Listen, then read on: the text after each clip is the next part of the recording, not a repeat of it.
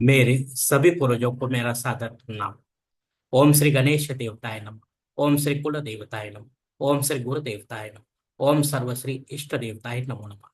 शिवशरण दोस्तों, मैं हूँ कड़प्पा। फिर से आपके सामने हाजिर हूँ। मेरे धर्म कर्म चैनल में आप सभी का स्वागत है दोस्तों। दोस्तों, पंचांग आज का अभी आपके सामने प्रस्तुत करने जा रहा हूँ।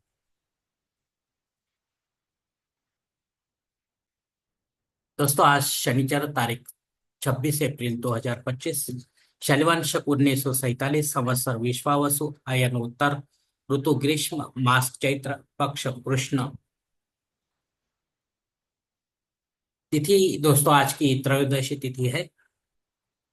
सुबह 8:28 के बाद चतुर्दशी तिथि शुरू होगी और कल सुबह 4:50 के बाद अमावस्या तिथि शुरू होगी।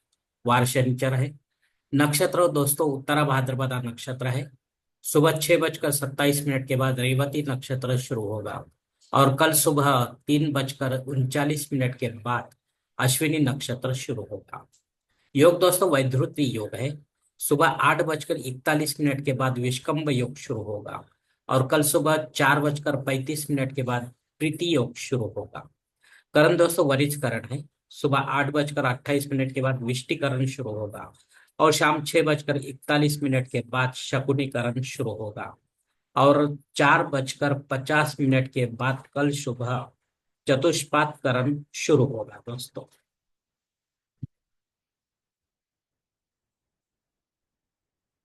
दोस्तों, प्रमुख ग्रहों की राशि स्थिति सुबह 5:30 कुछ इस तरह होगी। सूरज मेष राशि में होगा, चांद मीन राशि में, गुरु वृषभ राशि में और शनिदेव मीन राशि में होंगे। मुंबई विभाग में सूरज का आगमन और निगमन कुछ इस तरह होगा। आगमन जो है सुबह 6:15 पर होगा और निगमन जो है शाम 6:58 पर होगा। दोस्तों, इस पंचांग के आधार पर अब हम आज के पूजा के लिए संकल्प छोड़ने जा रहे हैं। तब आप आपके दाहिने हाथ की हथेली पर थोड़ा सा जल, थोड़े अक्षर, एक फूल या फूल की पंखुड़ी ले दोस्तों, और ये छोटा सा संकल्प बोलना शुरू करें।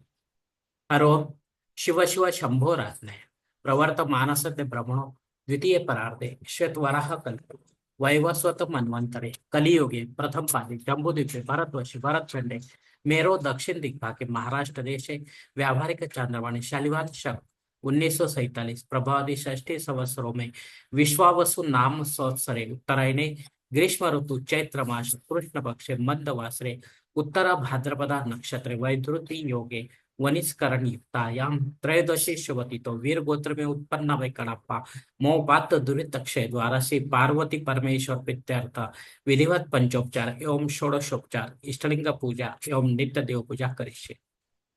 दोस्तों, यहीं पर ये संकल्प खत्म हो चुका है। अब आपके दाहिने हाथ के तिल पर जो संकल्प का पानी है वो सामने वाली थाली में छोड़ दो दोस्तों। दोस्तों, इस संकल्प की काल मर्यादा सुबह 6:27 तक है।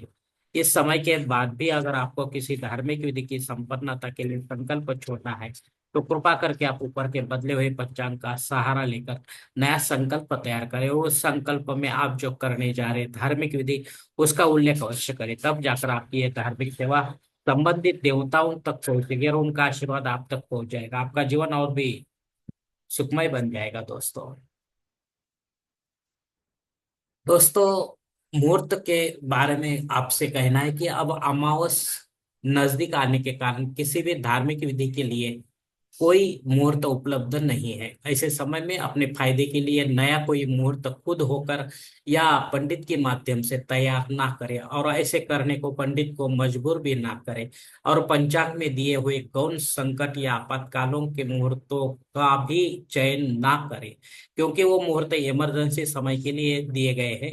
उसमें भी आपको पंडित की सहायता से अपने जन्म कुंडली को देखते हुए मुहूर्त चुनना पड़ता है। इसका कारण इस काल में कोई भी मुहूर्त परिपूर्ण नहीं होते हैं, उसमें कुछ ना कुछ कमी होती है। इस कारणवश विधि का फल भी आपको कम से कम प्राप्त होता है और विधि के दरमियान कोई बाधा भी उत्पन्न हो सकती है दोस्तों। दोस्तों, पंचांग में दी गई और कुछ महत्वपूर्ण जानकारी अब हम देखेंगे। पंचांग शुभ दिन नहीं है दोस्तों। दिन विशेष दोस्तों सुबह 8:28 से लेकर शाम 6:41 तक भद्रा योग है। यह अशुभ योग है दोस्तों, राहु के स्वामी का। इसका स्वामी राहु है, इसलिए आपके काम बनने तो नहीं देगा राहु, लेकिन बिगाड़ देगा दोस्तों। इसलिए आपको इस समय में कोई भी महत्वपूर्ण काम नहीं करना है, विशेष काम नहीं करना है दोस्तों। जो रेगुलर है वही आप कर सकते हो। चतुर्दशी श्राद्ध कर्म भी है दोस्तों। अगर आपके माता या पिता इस तिथि पर आपको छोड़कर परलोक सिधार गए हैं, तो उनके नाम से आपको पिंडदान युक्त ऐसा श्राद्ध कर्म करना जरूरी है। घर पर करे या तीर्थ क्षेत्र में करे, लेकिन पंडित के माध्यम से करे, विधिवत करे और अपराह्न काल में करे। तब जाकर आपकी ये पितर सेवा आपके पितरों तक पहुंचेगी और उनका आशीर्वाद आप तक पहुंच जाएगा। आपका जीवन और भी सुखमय बन जाएगा दोस्तों। दोस्तों शिवरात्रि भी है। जो शिव भक्तगण इस शिवरात्रि का, मासिक शिवरात्रि का आचरण करते हैं, उनके लिए ये है दोस्तों। लेकिन सामान्य शैव इसमें नहीं आ सकते, क्योंकि मंदिर में आपको इस मध्य रात में कोई भी शिवलिंग की पूजा करने को नहीं मिलेगी, क्योंकि सब मंदिर बंद हो जाते हैं रात को। तो इसलिए आपको ये शिवरात्रि व्रत करके कुछ फायदा नहीं होगा दोस्तों, क्योंकि शिवलिंग जो होता है वो घर पर नहीं रखते, उसके लिए नियम है। वो नियमों का पालन आप करेंगे तो ही आप रख सकते हैं। तो आप ये चतुर्दशी जो शिवरात्रि का जो व्रत है वो आप कर सकते हैं। लेकिन लिंगायत जो लोग होते हैं वो कर सकते हैं, अगर वो मासिक शिवरात्रि का आचरण करते हैं तो। वरना नहीं, जो साल में एक बार करते हैं उनके लिए भी मध्य रात में पूजा होती है। इसे ही शिवरात्रि बोलते हैं दोस्तों।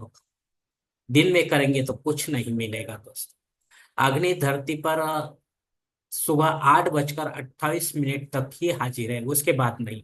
अगर आपको नया कोई यज्ञ या कर्मकांड शुरू करना है तो आप कर सकते हैं इस समय में। लेकिन वो उसको कंटिन्यू रखना चाहिए। अगर बीच में ही बंद पड़ जाएगा तो आपको दोष लग सकता है दोस्तों, ये ख्याल में रखो। राहु काल दोस्तों सुबह 9 बजे से लेकर 10:30 बजे तक है। इस काल में भी आपको महत्वपूर्ण काम तो करना ही नहीं है दोस्तों, वरना आपको असफलता प्राप्त हो सकती है। और कोई समय पूरा करने की कोशिश करो, हो सकता है आपको उसमें सफलता मिले दोस्तों। धन्यवाद दोस्तों। आज का ये पंचांग का वीडियो मैं यहीं पर खत्म करता हूँ। अगर आप मेरे विचारों से सहमत है तो कृपा करके मेरा धर्म कर्म चैनल सब्सक्राइब करो, लाइक करो, आपके मित्र परिवार के साथ शेयर करो, और कमेंट्स बॉक्स में वहाँ पर ना राय जरूर दे दोस्तों। और मेरा अगला वीडियो आप तक पहुंचने के लिए बेल बटन को अवश्य दबाएं। धन्यवाद दोस्तों। हमारी अगली मुलाकात होने तक आप खुश रहे, आनंदी रहे और प्रसन्न रहे। हरिओम। शिव शंभो महादेव।